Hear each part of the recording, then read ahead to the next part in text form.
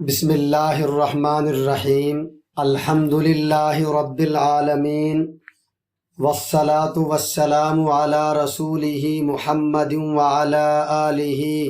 وصحبہ اجمعین اما بعد اعوذ باللہ من الشیطان الرجیم بسم اللہ الرحمن الرحیم افلم ينظروا الى السماء كيف بنيناها وزيناها وما لها من فروج صدق الله العلي العظيم وصدق رسوله النبي الكريم اللهم صل على سيدنا ومولانا محمد وعلى آله وأصحابه وبارك وسلم۔ کہاں سے ابتدا کروں کہاں پہ انتہا کروں، کہاں سے ابتدا کروں کہاں پہ انتہا کروں، کہاں سے لاؤں زباں یا رب کیسے تیری ثنا کروں، کہ تیری بڑائی بیاں کروں اور اس بیاں سے وفا کروں، کہاں سے ابتدا کروں کہاں پہ انتہا کروں۔ اسٹیج پر رونق افروز علماء کرام، معزز سامعین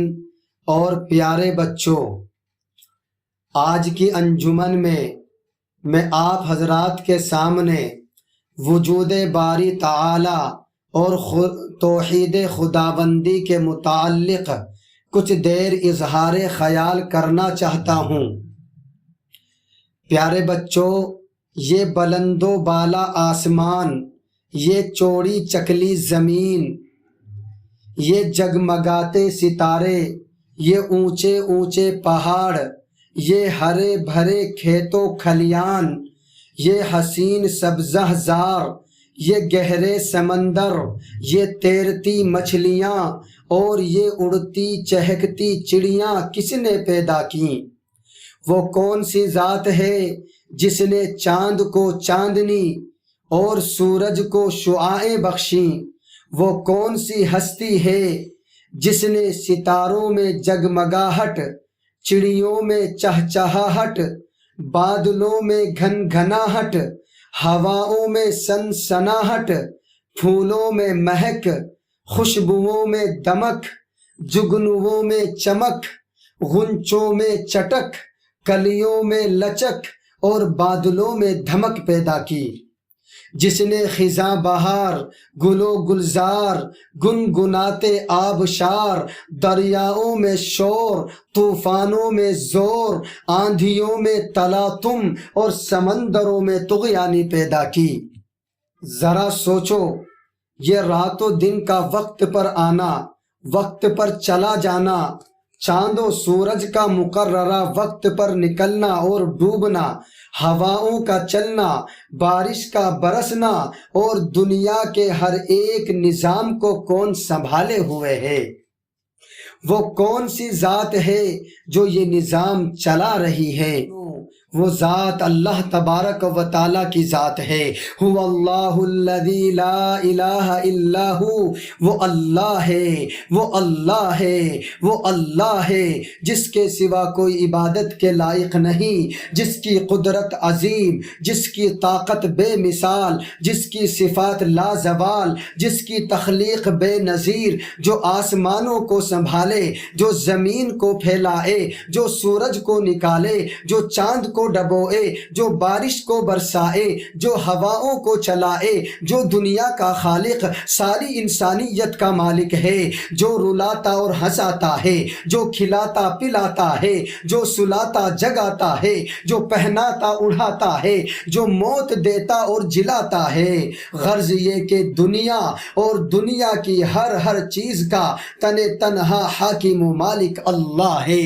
اللہ ہے، اللہ ہے۔ حضرات کائنات، جس طرح یہ دنیا کی کوئی چیز اپنے بنانے والے کے بغیر نہیں بن سکتی، جس طرح ایک چھوٹا سا مکان بھی بغیر معمار کے نہیں بن سکتا، جس طرح ایک چھوٹا سا مکان بھی بغیر معمار کے تیار نہیں ہو سکتا، اور جیسے ایک معمولی کھلونا اس کے بنانے والے کے بغیر نہیں بن سکتا، ٹھیک اسی طرح اس کائنات کا وجود بھی خود سے نہیں ہوا ہے، بلکہ اس کا بھی کوئی بنانے والا ہے۔ ہمارا ایمان ہے کہ وہ ذات صرف اللہ تعالیٰ کی ذات ہے، ہاں وہ اللہ کی ذات ہے، وہ اللہ کی ذات ہے۔ چنانچہ ذرا دیکھیے تو صحیح، جس طرح ایک کشتی کے دو ملاح نہیں ہو سکتے، ایک گاڑی کو ایک ساتھ دو ڈرائیور نہیں چلا سکتے، ایک ملک کے دو صدر نہیں ہو سکتے، اسی طرح اس کائنات کے خالق بھی دو نہیں ہو سکتے،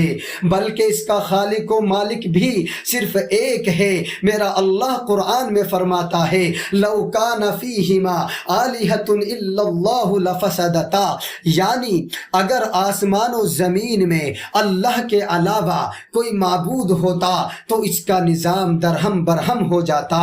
ہاں آسمان و زمین ٹوٹ پھوٹ جاتے، عالم میں فساد برپا ہو جاتا، کوئی خدا کہتا ابھی بارش ہوگی، کوئی کہتا نہیں دھوپ نکلے گی، کوئی کہتا ابھی ٹھنڈ رہے گی، تو کوئی کہتا نہیں ابھی تو گرمی ہوگی۔ غرض یہ کہ جب یہ خداؤں کا گروپ خود آپس میں لڑتے تو مخلوقات کا کیا حال ہوتا۔ لہٰذا ہر مسلمان کو یہ ماننا ضروری ہے کہ اللہ کے سوا کوئی معبود نہیں، وہ تنہا تمام کائنات اور اس کے ذرے ذرے کا مالک ہے، کوئی اس کی خدائی میں شریک نہیں، وہی پوری دنیا کا اکیلا مالک و مختار ہے۔ محترم سامعین، جب ہمیں یہ بات سمجھ میں آ گئی تو یہ بھی سمجھ لینا چاہیے کہ عبادت کا حقدار خدا کے سوا کوئی نہیں۔ معزز سامعین ذرا توجہ سے سننا، جب ہمیں یہ بات سمجھ میں آ گئی کہ ساری چیزوں کا مالک و خالق میرا رب ہے، میرا اللہ ہے، اکیلا معبود وہی ہے، وہی سب کا خالق و مالک ہے، تو یاد رکھے ہمیں یہ بھی سمجھ لینا چاہیے کہ عبادت کا حقدار خدا کے سوا کسی اور کو نہیں ہو سکتا، یعنی عبادت کا حقدار خدا کے سوا کوئی اور نہیں ہو سکتا، اور نہ ہی ہے۔ یہ پیشانی اگر جھکے گی تو صرف خدا رب ذوالجلال کے سامنے، یہ سر اگر خم ہوگا تو صرف اللہ رب العالمین کے سامنے۔ دنیا کا سب سے بڑا پاپ اور سب سے بڑا ظلم یہ ہے، ہاں دنیا کا سب سے بڑا پاپ اور سب سے بڑا ظلم یہ ہے کہ ہم خدا کے سوا کسی اور کے آگے سر کو جھکائیں، کسی اور کو اپنا حاجت روا خیال کریں، مصیبت کے وقت کسی اور کو پکاریں اور دوسروں سے مدد مانگیں۔ لہٰذا ہمیں چاہیے کہ ہم ہر حال میں، ہر پریشانی میں، ہر مصیبت میں صرف اللہ کو پکاریں، صرف اللہ سے مدد مانگیں اور اسی کو اپنا حاجت روا خیال کریں۔ یہی ہماری توحید کا مقصد ہے، ورنہ یاد رکھیں اگر ہم اللہ کو چھوڑ کر کے کسی اور سے مدد مانگیں گے تو پھر ہماری توحید کا کوئی اعتبار نہیں ہوگا اور ہم مسلمان کہلا کر بھی جہنم کے مستحق بن جائیں گے۔